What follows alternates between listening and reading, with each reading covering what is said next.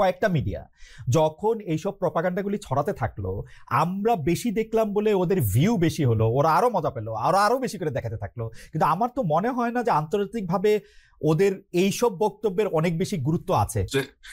একটা ইন্ডিয়ান ফ্ল্যাগের মধ্যে লোকজন হাঁটতেছে, রিমোট স্ক্যানার বলতেছে ইট ওয়াজ এআই। আনন্দবাজার গত 2 বছর 3 বছর 5 বছরের মধ্যে অন্তত 3 বার তারা প্রকাশ্যে ক্ষমা চেয়েছে তাদের খারাপ রিপোর্টের জন্য, ভুল রিপোর্টের জন্য, উদ্দেশ্যমূলক রিপোর্টের জন্য, এবং বাংলাদেশ প্রসঙ্গেই।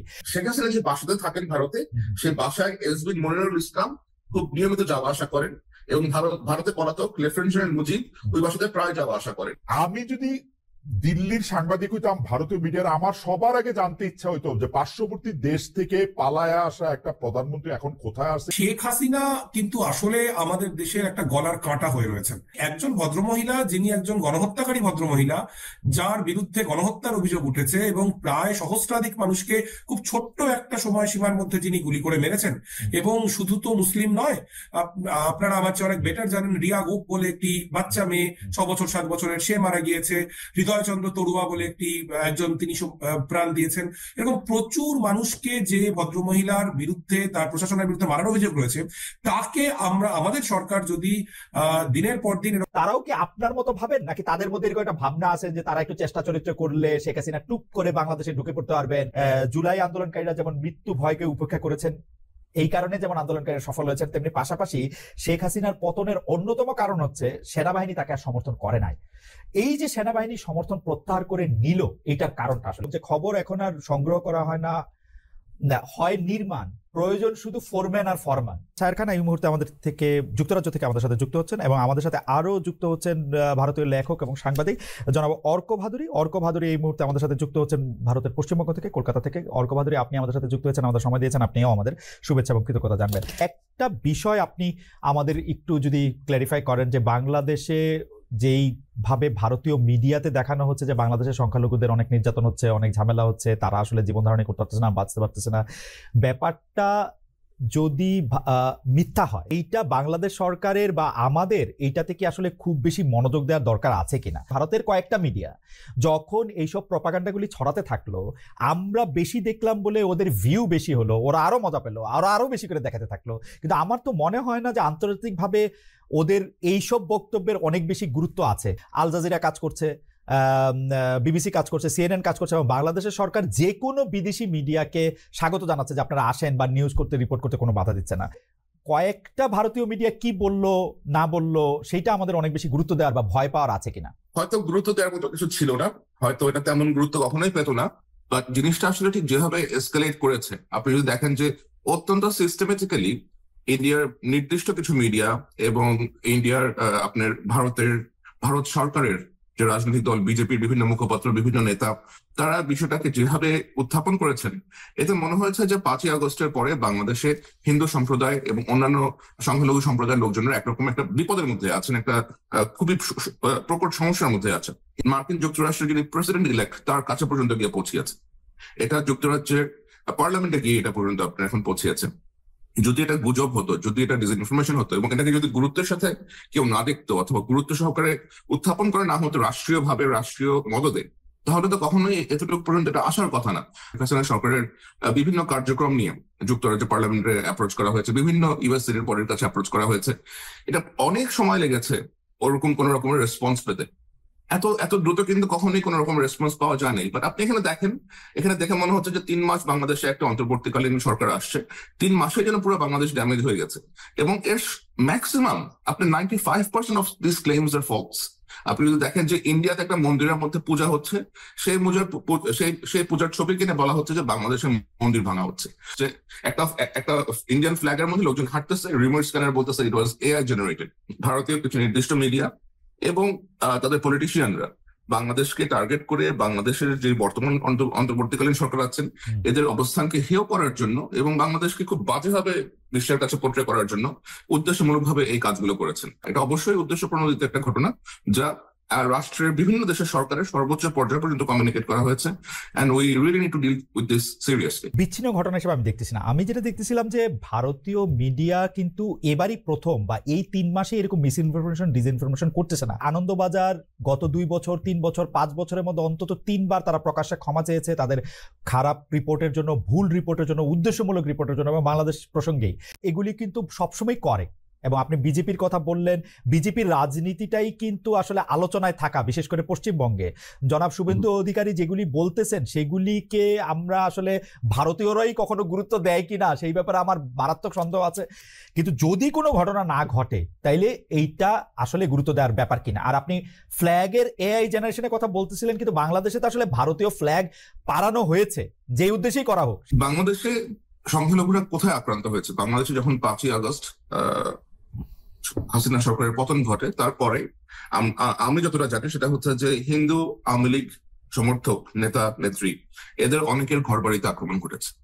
এরা কিন্তু কোনো হিন্দু সম্প্রদায়ের যে সকল জনগোষ্ঠীর লাইক এগেনস্টে গিয়ে আক্রমণ ঘটেছে বিষয়টা এরকম না। তো যেমন মুসলমান সমর্থকদের বাসাতে আক্রমণ হয়েছে, হিন্দু সমর্থকদের বাসাতে একইভাবে গিয়ে আক্রমণ হয়েছে। কিন্তু এই জিনিসগুলোকে আসলে ভারত সরকার যেভাবে মদত দিয়েছে, আমি অবশ্যই এটা বলবো যে ভারত সরকারের সরাসরি ইন্ধন ছাড়া, মদত ছাড়া তো এই ধরনের কার্যক্রম আসলে ঘটতে পারে না। আর আপনি যে শুভেন্দু অধিকারীর কথা বললেন, এই ভদ্রলোক উনি তো ও দেশের জনগণকে টার্গেট করেই তো এগুলো বলতেছে। আমার তো মনে হয় না যে তার কোন রকমের তার কিছু আসা যায় বাংলাদেশের হিন্দুরা কেমন আছে এতে। অবশ্যই আসা যায় না, অবশ্যই আসা যায় না। সে চায় আরো ভোট, সে চায় আরো ভোট, সে চায় আরো ভোট। সো এই সে জানে কোন টিউনে কথা বললে তার এখানকার ভোটাররা প্রীত হবে, সে এইভাবে কথা বলতেছে।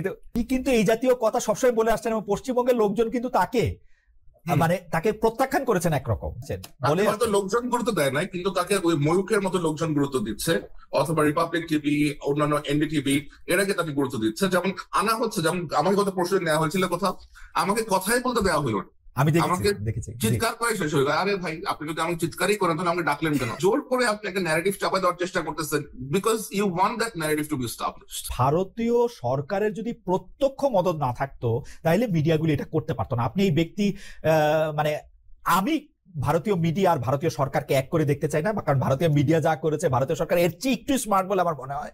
তো আপনি এটা আসলে কি বলেন যে এটা কি আসলে ভারত আর ভারতীয় মিডিয়াকে আমরা এক করে দেখবো কিনা?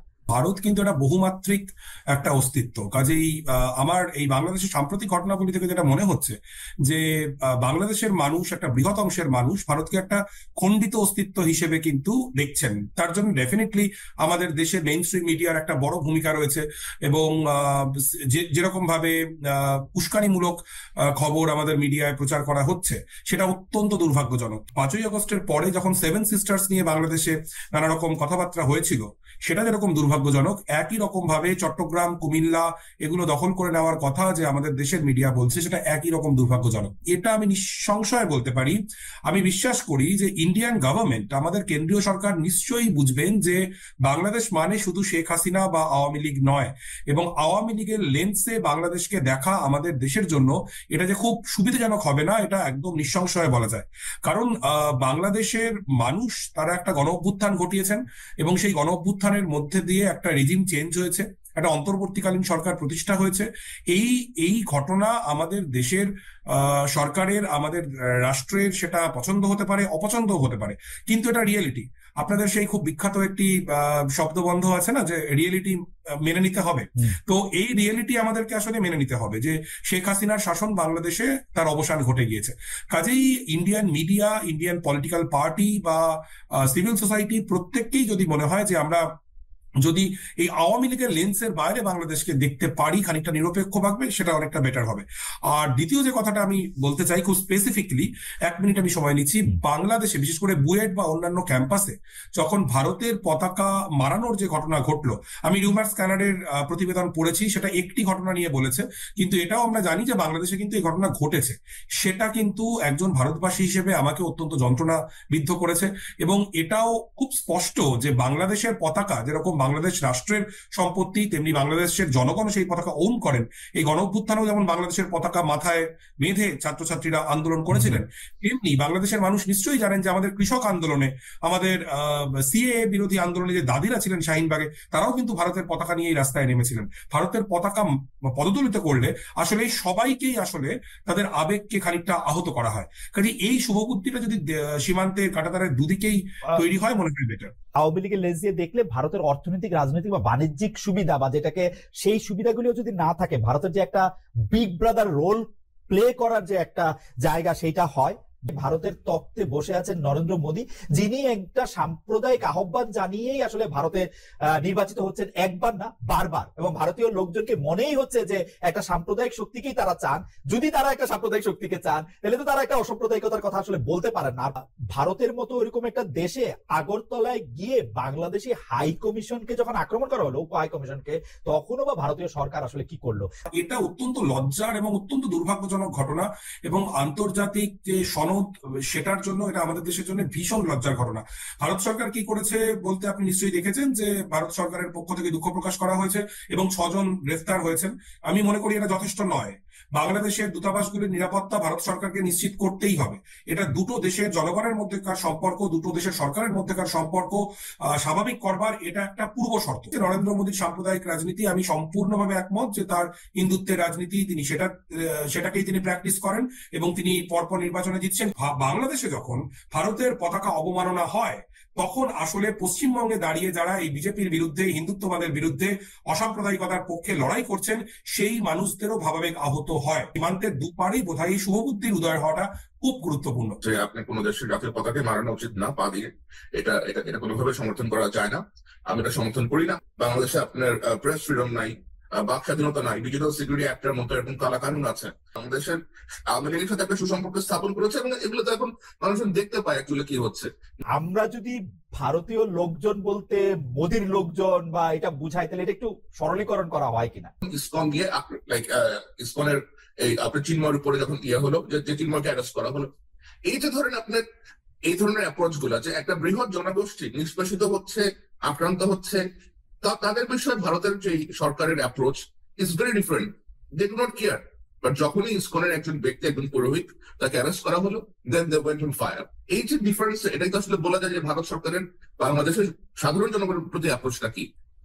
চিন্ময় কৃষ্ণকে আসলে ইসকনের লোক বলে করা, কারণ ইসকন নিজেই যখন তাকে ওর লোক বলতেছে না, বলা হইতেছে যে জুলাই মাসে সেটা বাদ হয়ে গেছে, সেইটা আসলে বেশি সামনে আসা দরকার। জুন, জুলাই, অগাস্ট যদি আপনি আসলে খেয়াল করেন, আপনি কিন্তু দেখবেন যে ভারত সরকার, ইভেন মোদী সরকার ক্ষমতা থাকা সত্ত্বেও শেখ হাসিনার কে বাঁচাইতে কিন্তু তারা আগায় আসেন নাই। শেখ হাসিনা কিন্তু কার্যত ভারতে গৃহবন্দী। তিনি কিন্তু ভারতের কোনো মিডিয়াকে বা আন্তর্জাতিক কোনো মিডিয়াকে অ্যাড্রেস করতে পারতেছেন না, তাকে আসলে ফ্রিলি ঘুরে বেড়াতে দেওয়া হচ্ছে না। নানা কারণেই তাকে কিন্তু আসলে এক ঘরে এবং একটি ঘরে বন্দি রাখা হয়েছে। শেখ হাসিনা ভারতের গৃহবন্দী অবস্থায় আছেন বলে আমি মনে করি না। উনি পার্কে ঘুরে বেড়াচ্ছেন, উনি বাসায় আছেন, ওনার সিকিউরিটি আছে, সবকিছুই আছে, এবং উনি ভারতে বসে থেকে ওনার দলের লোকজনকে নির্দেশ দিচ্ছেন যে বাংলাদেশে যারা তোমার ঘরে আগুন দিচ্ছে, 10 জনের ঘরে গিয়ে আগুন দাও, 10 জনের মাথায় বাড়ি দাও। এই ধরনের লাইক উগ্রতা, এই ধরনের উস্কানিমূলক কথাবার্তা কিন্তু তিনি ভারতে বসে বাংলাদেশের এগেইনস্টে বলতেছেন।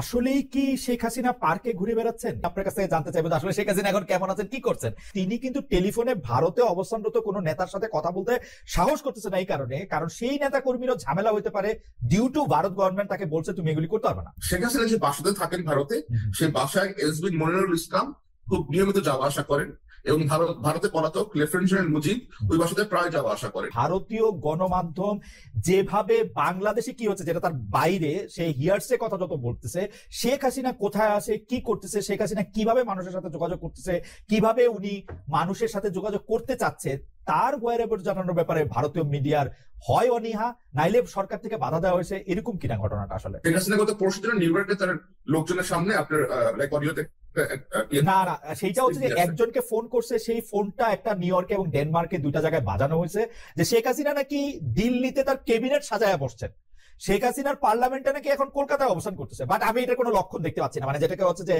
Hard fact. আমি যদি দিল্লির সাংবাদিক হইতাম, ভারতীয় মিডিয়ার, আমার সবার আগে জানতে ইচ্ছা হইতো যে পার্শ্ববর্তী দেশ থেকে পালায়া আসা একটা প্রধানমন্ত্রী এখন কোথায় আছে, কি করতেছে। শেখ হাসিনাকে নিয়ে লোদি গার্ডেনে তিনি কখনো ঘুরে বেড়াচ্ছেন বলে শোনা যাচ্ছে, কখনো শোনা যাচ্ছে তিনি তার একদম ঘনিষ্ঠ সহচরদের সঙ্গে বৈঠক করছেন, কিন্তু তার গতিবিধি কি এটা খুব স্পষ্টভাবে কিন্তু আমাদের মিডিয়াতে নেই।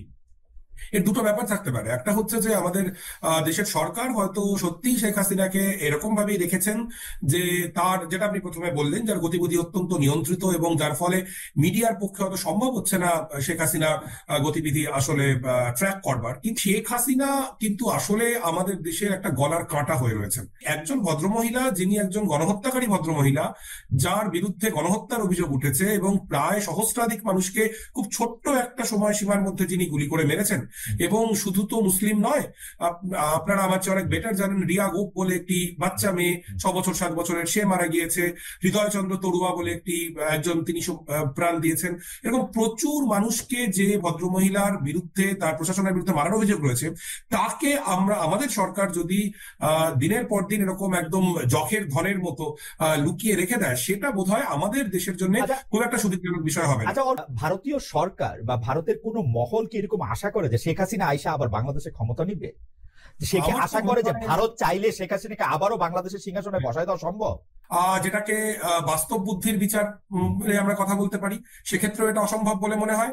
এবং আরেকটি বিষয় যেটা আমি খুব গুরুত্বপূর্ণ বলে মনে করি, আমাদের অবশ্যই বাংলাদেশের, শ্রীলঙ্কার, নেপালের, ভুটানের সার্বভৌমত্বকে সম্মান করতে হবে। শেখ হাসিনা হতে পারেন তিনি একজন দেবদূত, অথবা হতে পারেন তিনি একজন শয়তান, কিন্তু তার সঙ্গে কি হবে সেটা আমাদের বিষয় নয়, সেটা বাংলাদেশের জনগণ ঠিক করবেন। আমাদের রাষ্ট্রের এই শেখ হাসিনা নামক ভদ্রমহিলাকে সুরক্ষা দেওয়ার জন্য এত সময়, এত অর্থ, এত এনার্জি, এগুলো ব্যয় করাটা ওই ব্যবসার ভাষায় বলতে গেলে খুব বাজে ইনভেস্টমেন্ট। তারাও কি আপনার মতো ভাবেন, নাকি তাদের মধ্যে এরকম একটা ভাবনা আছে যে তারা একটু চেষ্টা চরিত্র করলে শেখ হাসিনা টুপ করে বাংলাদেশে ঢুকে পড়তে পারবেন? যখন ফেলানি খাতুনের ঘটনা ঘটলো, আপনি নিশ্চয়ই জানেন যে তখন কিন্তু এই ফেলানি খাতুনকে নিয়ে একটা গান তৈরি হয়েছিল কলকাতায়। আপনার মতো লোক কতজন অর্ক, আর মোদির মতো বা ময়ূকের মতো বা রিপাবলিক টিভির মতো লোক, অর্ণব গোস্বামীর মতো লোক কতজন? আসলে ভারতের অধিকাংশ মানুষ, তাদের কাছে বাংলাদেশ নিয়ে প্রচুর অপতথ্য ছড়িয়ে যাচ্ছে। যখন এই চট্টগ্রামের ইনসিডেন্ট হলো, তারপরে চট্টগ্রামে যে প্রচুর ধরপাকড়ের ঘটনা ঘটেছে এবং অভ্যুত্থানের পক্ষে থাকা একজন হিন্দু ছাত্রনেতাকে প্রথমে গ্রেফতার করা হয় এবং আটক করা হয় এবং তাকে তারপর ছেড়ে দেওয়া হয়, একজন আইনজীবীর নামে মামলা, এই খবরগুলো আমরা শুনছি এবং এগুলো কিন্তু ইন্ডিয়ান মিডিয়া থেকে আসছে না, এগুলো কিন্তু বাংলাদেশের বন্ধুরাই বলছেন। মানে অতিরঞ্জন যেমন একটা খুব বিপজ্জনক, তেমনি কিছুই ঘটছে না এটা বলাটাও সমস্যা। আমরা যারা ভারতবর্ষের মাটিতে দাঁড়িয়ে অসাম্প্রদায়িকতার পক্ষে, বিভাজনের বিরুদ্ধে, এটা আমাদের যন্ত্রণার জায়গা। আমাদের দেশের ফার রাইট, মূলত ফার রাইট, তারা শেখ হাসিনার সময় হওয়া সংখ্যালঘু নির্যাতন নিয়ে কার্যত মুখে কুলুপ দিয়েছে। যেগুলি বিষয়ে আপনি আসলে যেটাকে বলা হচ্ছে অনুসন্ধানী সাংবাদিকতা করেছেন, প্রতিবেদন করেছেন, এবং আমি একজন নিজে সাংবাদিক হিসেবে জানি যে একজন অনুসন্ধানী সাংবাদিক সাধারণত যতদূর জানেন তার ভগ্নাংশ মাত্র প্রকাশ করেন, তার চেয়ে বেশি জেনে থাকেন। আসলে জুলাই আন্দোলনকারীরা যেমন মৃত্যু ভয়কে উপেক্ষা করেছেন, এই কারণে যেমন আন্দোলনকারীরা সফল হয়েছেন, তেমনি পাশাপাশি শেখ হাসিনার পতনের অন্যতম কারণ হচ্ছে সেনাবাহিনী তাকে আর সমর্থন করে নাই। এই যে সেনাবাহিনী সমর্থন প্রত্যাহার করে নিল, এটার কারণটা আসলে কি? আসলে বাংলাদেশ সেনাবাহিনীর অনেক সদস্যরাই বহুদিন ধরে শেখ হাসিনার সরকারের এবং শেখ হাসিনার যে প্রতিরক্ষা নীতি, সেটা অলিখিত প্রতিরক্ষা নীতি, যা শেখ হাসিনার একজন আত্মীয় তারিক সিদ্দিকী নিজে নিয়ন্ত্রণ করতেন, তার এগেইনস্টে ছিল। কারণ সেনাবাহিনীতে আসলে যেটা হয়েছে, অনেক অফিসার যারা যথেষ্ট কোয়ালিফাইড, যারা বিভিন্ন দিক থেকে বেশ মেধাবী, চৌকস, এই কর্মকর্তাদেরকে নিগৃহীত করা হয়েছে, এদেরকে বঞ্চিত করা হয়েছে পদোন্নতি থেকে, বিভিন্ন রকম ভালো অ্যাপয়েন্টমেন্ট থেকে, এবং বেছে বেছে এমন কর্মকর্তাদেরকে নেওয়া হয়েছে যারা ধরেন আপনার কখনোই হয়তো মেজর জেনারেল হওয়ার প্রশ্নই উঠতো না একটা সময়। সো এবং আপনার বিডিআর হত্যার মতো একটা ইনসিডেন্ট আছে which still remains unsolved। তো যে ক্ষোভটা ক্রিয়েট হয়েছে, আপনার সব দিক দিয়ে ক্ষোভ ক্রিয়েট হয়েছে। দেওয়ার ক্ষেত্রে উনি হাত উজাড় করে দিয়েছেন, সেনাবাহিনী সদস্যদেরকে বেতন ভাতা বৃদ্ধি বলেন, খানা দানার বিষয় বলেন, অনেক কিছু অনেক রকমের ফ্যাসিলিটিস, অনেক কিছু উনি করে দিয়েছেন। কিন্তু এতে কিন্তু আসলে কোনো লাভ হয় নাই। হ্যাঁ, উনি হয়তো টানতে পেরেছেন, বাংলাদেশ সেনাবাহিনী সদস্যদেরকে ড্র্যাগ করতে পেরেছেন একটা নির্দিষ্ট পয়েন্ট পর্যন্ত, কিন্তু যখন পাবলিক এবং স্টুডেন্ট এক হয়ে গেল, সেনাবাহিনী সদস্যদের তো অলরেডি একটা গ্রাজ ছিল আগে থেকে। So they didn't really take her side anymore. এবং মূলত যারা সৈনিক, মানে স্যার, আপনি নিশ্চয়ই আমার চেয়ে ভালো জানবেন, কিন্তু আমরা যেখানে দেখতে পাচ্ছিলাম যে শেখ হাসিনা সেনাবাহিনীকে এমন করে তৈরি করতেছেন যে সেইটার অধিনায়কত্বে তারাই চাইতেছেন যারা আসলে খুব প্রোভেন তার লয়াল। আওয়ামী লীগের মধ্যে অনেকে নৌকা মার্কা না করতে পারেন, সেনাবাহিনীর মধ্যে বেশিরভাগ লোকই নৌকা মার্কা করতে হইতো যারা অধিনায়ক করতে যাইতেছেন তাদের। অবশ্যই অবশ্যই। তো 15 বছরে তো উপরের দিকে লিডারশিপে অনেক পরিবর্তন হয়েছে, মানে বেশিরভাগ জনকে আসলে বাদও দেওয়া হয়েছে অনেক গুরুত্বপূর্ণ জনদের। এবং যে ধরনের অফিসারদেরকে আপনার প্রমোশন দেওয়া হয়েছে তাদের লয়ালিটির জন্য, এদের বেশিরভাগেরই আপনার ওরকম যোগ্যতা নাই এবং ওরকম মেধা নাই, কিন্তু এটা কিন্তু আবার জুনিয়র কমান্ডার সবাই জানে। তো একটা জুনিয়র অফিসার যখন দেখতেছে যে এই লোকটা যে সুপার সিনিয়র ছিল সারা জীবন, for example general Aziz, he was a super senior officer, আপনি তাকে টেনে সেনাবাহিনীর প্রধান বানায় দিচ্ছেন। জিয়াউল হাসান, যে লোক জীবনে আর্মিতে কোনো কমান্ড রোলে ছিল না, সে আপনার matric like intermediate officer second division না, 3rd ডিভিশন পাইছে, পিএসসি কোর্স করে নাই, এনডিসি করে নাই, you made him a major general. This man was involved with hundreds of murders. যারাই জেনারেল তারেক সিদ্দিকীর সাথে ঘনিষ্ঠ, যারাই জেনারেল তারেক সিদ্দিকীর ওয়াইফের সাথে ঘনিষ্ঠ, তারাই আজকে প্রমোশন পাচ্ছে, অন্যরা প্রমোশন পাচ্ছে না। মানুষের তো ক্ষোভ অবশ্যই সৃষ্টি হবে। আমি খোলাখুলি বলি যে ভারতের যে সেই বাংলাদেশের সেনাবাহিনীর মধ্যে কারা কোন অফিসার, কারা কি করতেছে, কাদেরকে রোল প্লে করতে দেওয়া উচিত না উচিত, এবং ভিতরকার যে বিভিন্ন তথ্য, যে তোমাকে এই তথ্য দিয়ে দিব তার ফলে তুমি আর ব্রিগেডিয়ার থেকে মেজর জেনারেল হইতে পারবে না, মেজর জেনারেল হইলে আর লেফটেন্যান্ট জেনারেল হবে না, এই যে এগুলির ব্যাপারে তারা বেশ ভূমিকা রাখছে। তারা তাদের লোকদেরকে এখানে বসাইতেছে। তাহলে হঠাৎ করে আমরা 15 জুলাই, 16 জুলাই, 20 জুলাই মানে আমরা দেখলাম সেনাবাহিনী বলতেছে যে আমরা এদের উপরে গুলি চালাবো না, আমরা দেখতেছি তারা কমান্ড শুনতেছে না, আমরা দেখতেছি তারা শেখ হাসিনার উপর প্রত্যাহার করতেছে।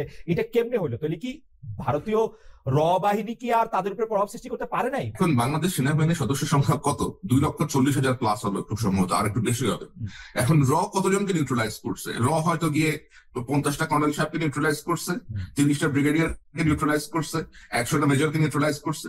কতজনটা হবে? 500 জন কর্মকর্তা, 1000 জন কর্মকর্তা হবে। 1000 জন এগেইনস্ট আপনার 2,40,000 আর্মি তো চেইন অফ কমান্ডে চলে, তাই না? মানে আমরা এরকম শুনছি রিপোর্ট না দিলে কেউ ব্রিগেডিয়ারই হইতে পারে না, কর্নেল পর্যন্ত আসসালামু আলাইকুম, লেফটেন্যান্ট পর্যন্ত আগে বললাম যে অফিসার যার প্রমোশনই হওয়ার কথা না, যে সুপার সিনিয়র, যে আপনার ওমেনাইজিং করে আসছে সারা জীবন, তাকে আপনি বানাই দিচ্ছেন জেনারেল সাহেব।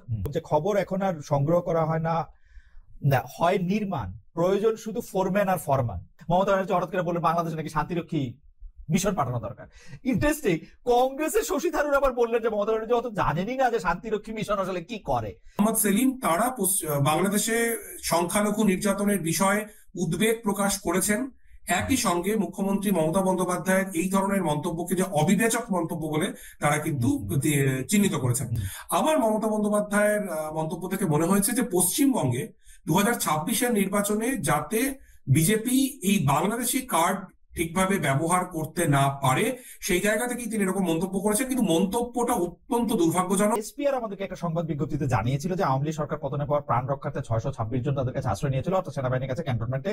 তারা কে কোথায় এই নিয়ে বিস্তারিত খবর আর আমরা পাই নাই। আমরা আইএসপিআর কে আর জিজ্ঞেসও করতে পারি নাই যে ভাই 626 জনের তোমরা একটা তালিকা করছো কিনা, কোনোদিন আমাদেরকে দিবা কিনা, তাদের কয়জনকে তোমরা রাখছো, কয়জনকে ছাড়ছো। এইরকম আওয়ামী লীগ মন্ত্রী এমপিদের কেউ কারাগারে, 1-2 জন জামিন পাইছেন, কারো হদিস নাই। এই কারা কারা আবার বিদেশে, এই পিক এন্ড চুজটা আসলে কেমনে হইলো? মানে আমি একটা স্পেসিফিক উদাহরণ দিই। আমরা শুনেছিলাম যে ডক্টর আওয়ামী লীগের পররাষ্ট্রমন্ত্রী ডক্টর হাসান মাহমুদ এবং জুনাইদ আহমেদ পলক তারা বিমানবন্দর থেকে গ্রেফতার হয়েছেন, কিন্তু পরে আমরা পলককে কারাগারে দেখেছি, আর হাসান মাহমুদ বেলজিয়ামে বসে আমাদের সবার জন্য ওয়াজ করছেন, বাণী দিচ্ছেন, কি কি করতে হবে না করতে হবে বলতেছেন। এটা কেমনে হইলো আসলে? এই যে 600 জনের কথা অ্যাকচুয়ালি বলা হচ্ছে, 600 জনের মধ্যে আসলে সমাজের বিভিন্ন স্তরের লোকজন ছিলেন। কেউ হয়তো সরকারি ডাক্তার ছিলেন, কেউ হয়তো পুলিশ কর্মকর্তা ছিলেন, কেউ হয়তো পুলিশের এসপি ছিলেন, কেউ হয়তো ম্যাজিস্ট্রেট ছিলেন, কোন হাইকোর্টের জাজ ছিলেন, সুপ্রিম কোর্টের জাজ ছিলেন, এমপি ছিলেন, 2-1 বেশ কয়েকজন মন্ত্রীও এটার মধ্যে ছিলেন। তাদেরকে জিজ্ঞেস করেছে যে এদেরকে আপনারা কেন সেভ করা হয়েছে।